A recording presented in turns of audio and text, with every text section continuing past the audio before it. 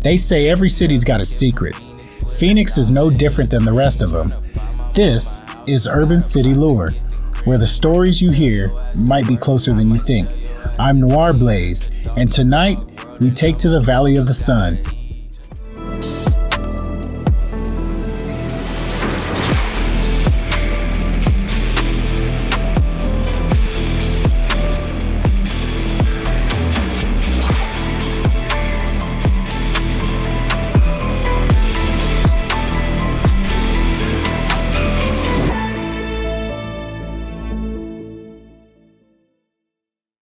Room 703, Phoenix, Arizona. Downtown Phoenix got this old hotel.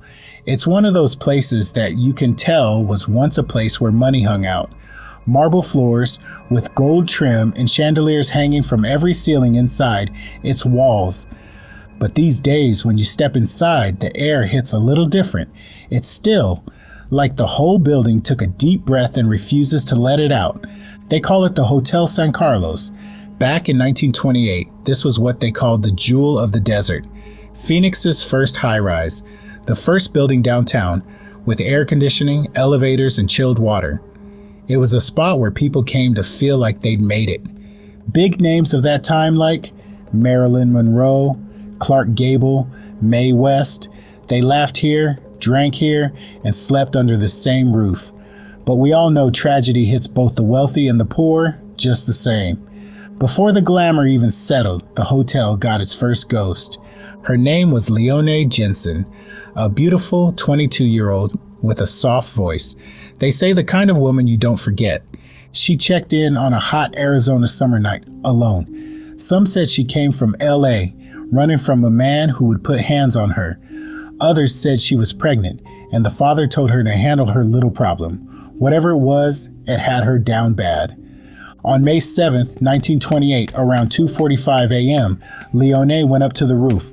She looked down at Monroe Street and then jumped. Police called it suicide. The paper said she was ill and tired of life, but the staff whispered she'd been crying in the lobby hours before, talking to someone nobody else could see. When they cleaned the spot where she landed, they said the street stayed cold for days. After that, the San Carlos was never the same. People still came, the rich, the drunk, the lonely, but the place had an eerie pulse now, a heartbeat that wasn't human. Maids would hear footsteps in empty halls, guests woke to cold air breathing on their necks, and sometimes people said they saw her, a woman in white, barefoot, hair done like an old movie star, always walking around the 7th floor. This is where Marcus comes in. You see, Marcus was a night janitor. A low-key, quiet dude who worked the graveyard shift 10 years straight. He knew that hotel inside out, which lights buzzed, which doors jammed, which elevator groaned. But even a man who knows every sound can't explain the ones that don't belong.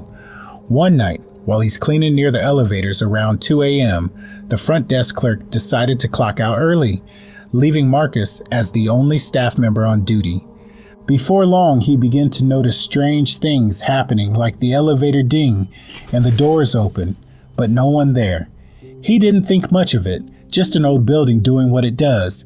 Then it dings again, and still the elevator's empty. That's when he hears it, a woman humming, soft and sad, sounding like a record from another time. He calls out and gets no answer. He follows the sound down the hall and notices the air's getting cold, colder than any AC in July can get it. He reaches the end of the hall, room 703, and there she is, standing by the window, with a long white dress, bare feet, perfect old school Hollywood made-up hair, like she just walked out of 1932. Marcus freezes.